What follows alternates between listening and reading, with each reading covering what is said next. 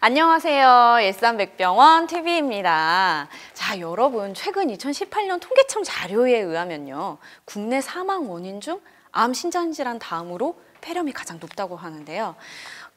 오늘은 폐 질환 중에서도 원인에 따라 증상이 다양하다는 간질성 폐질환에 대해서 알아볼 겁니다. 오늘의 건강주치 일산백병원 호흡기내과 강영구 교수님 모셨습니다. 교수님 안녕하세요. 교수님, 저희 일산백병원 TV 구독자 여러분들을 위해서 간단한 소개 부탁드립니다. 안녕하세요. 일산백병원 호흡기내과 강영구입니다. 제가 오늘 상당히 어려운 주제를 준비했는데요. 간질성 폐질환이라고 생소하게 들리실지도 모르겠지만 제가 하여튼 오늘 최대한 쉽게 얘기하려고 하니까 보시고 많이 좋아요 버튼과 구독 버튼 눌러주시면 감사하겠습니다. 저희 교수님 요즘에 코로나 때문에 굉장히 바쁘실 텐데 감사드립니다.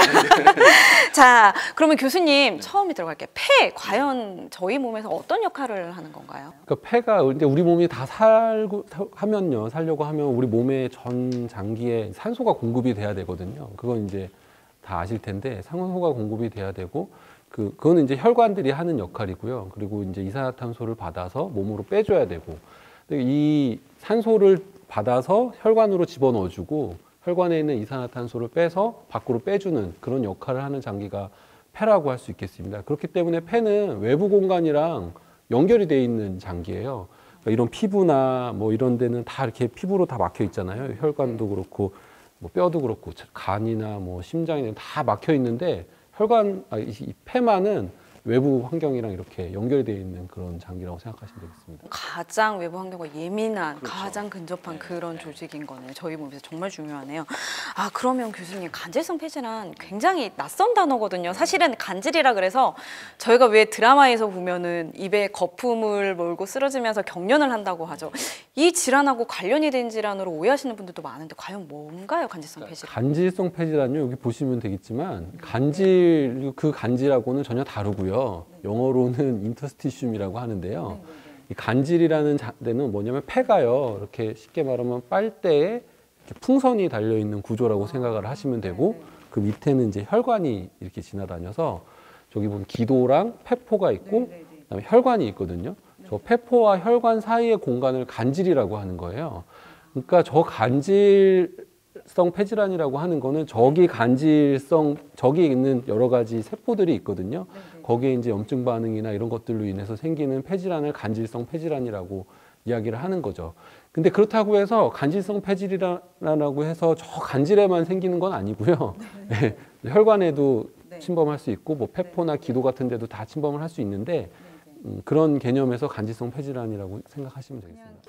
간질성 폐질환이요, 교수님. 그 원인이 정말 다양할 것 같은데 2011년에 왜 저희가 알고 있는 사건이 있었잖아요. 가습기 살균제로 인해서 폐질환으로 사망한 사건, 영유아나 산모가. 이것도 어느 정도 연관이 있을 것 같거든요. 그러면 간질성 폐질환, 그 원인이 어느 정도 될까요? 이 간질성 폐질환이라는 거는 한 200여 가지의 질환을 통칭하는 말이기 때문에 원인도 상당히 많습니다.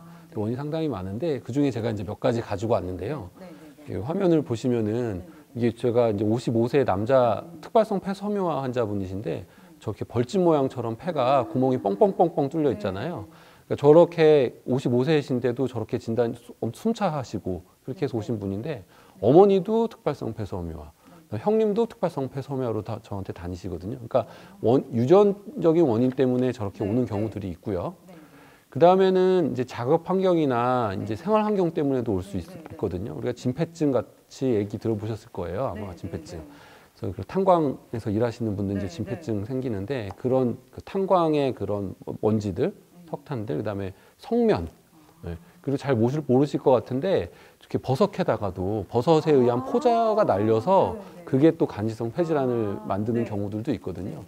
그 다음에는 또 집안에도 곰팡이 같은 것 때문에 또 생기는 경우들도 있고요. 그리고 뭐 아까도 말씀하셨지만 저런 가습기 살균제나 그 다음에 흡연도 간질성 폐질환과 되게 원인이 있는 거로 생각하시면 되겠습니다. 근데 또 그것뿐만 아니라 약물 때문에도 그런 경우들이 있어요. 우리 뭐 부정맥약 같은 거 우리가 잘 먹고 심장 질환 있으신 분들 부정맥약 많이 드실 텐데 그런 부정맥약 때문에 그럴 수도 있고 또 항암제 그다음에 항생제 이런 것들이 또 이런 것들 그 간지성 폐질환을 일으킬 수 있고 또 이런 방사선 치료에 의해서 방사선에 의한 또 간지성 폐질환도 있을 수 있습니다. 그다음에 또 이것도 비교적 흔한 것 중에 하나인데 자가 면역 질환이라고 해서 우리가 뭐 류마티스 질환 이렇게 이야기하는데요. 사실 뭐 우리 류마티스 질환 하면 뭐 뼈가 아프고 피부가 뭐가 생기고 이렇게 생각하시는데 똑같이 폐가 저렇게 간지성 폐질환으로 이렇게 섬유화가 오는 경우들이 있거든요. 그래서 저런 간지성 폐질환도 자가 면역 질환도 간지성 폐질환의 원인이 될 수 있습니다. 그 외에는 또 모르는 여러 가지 많은 것들이 있고요. 원인을 정말 못 찾는 것들은 저희가 특발성이라고 부르거든요. 그래서 그런 특발성 간지성 폐질환의 종류도 여러 가지가 있는데 또 그런 특발성 원인 불명으로 오는 경우도 꽤 많이 있습니다. 자, 그러면 저희가 원인을 알아봤는데요. 그러면 교수님, 저희가 이제 어떤 증상이 나온지를 봐야 되잖아요.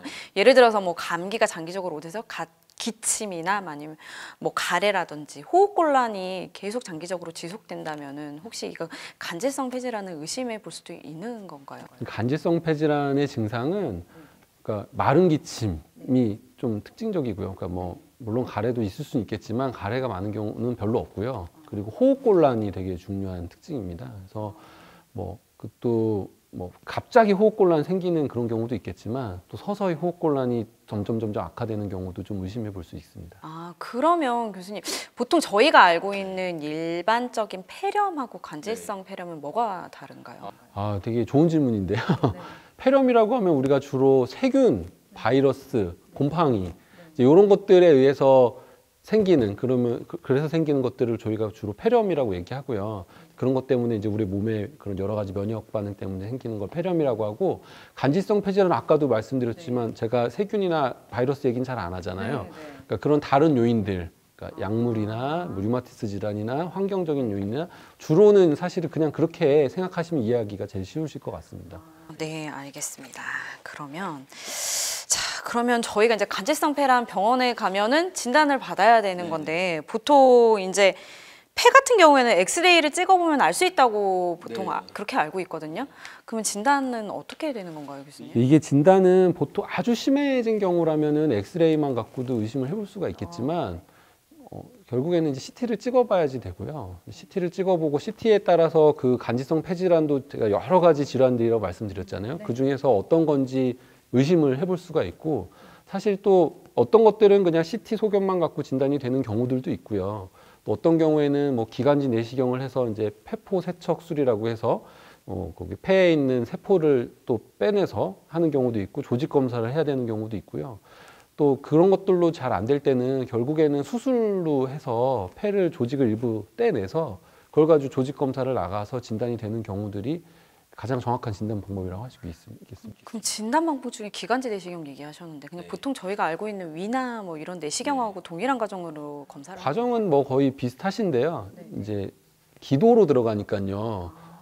환자분은 조금 뭐 위 내시경 이런 것보다는 조금 더 힘들어 하시는 분들도 꽤 많죠. 교수님 이것도 수면으로 가능한가요? 네, 이것도 저희는 수면으로 하고 있죠. 네.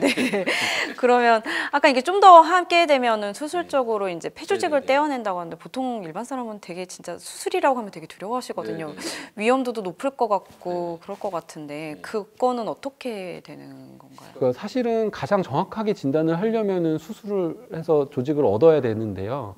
또 환자분에 따라서 이미 폐가 많이 손상이 돼 있는 상태에서 수술을 하게 되면 오히려 더 위험할 수도 있고요. 근데 이제 저희가 이제 그런 경중을 따져서 이제 진단을 하기 위해서 조직 검사를 하게 되는데 뭐 그렇다 요새는 막 폐를 막 완전히 여기를 째고 하는 수술은 잘 없고요. 구멍 몇 개 뚫어서 그냥 조직 요만큼만 뜯어내면 되니까요. 조직 좀 뜯어내는 그런 식의 수술을 하게 됩니다. 그러니까 저희가 일반적으로 아는 복강경 수술. 네, 뭐 그런 게 흉곽경 수술이 있습니다. 네, 그렇게 하게 되죠. 네.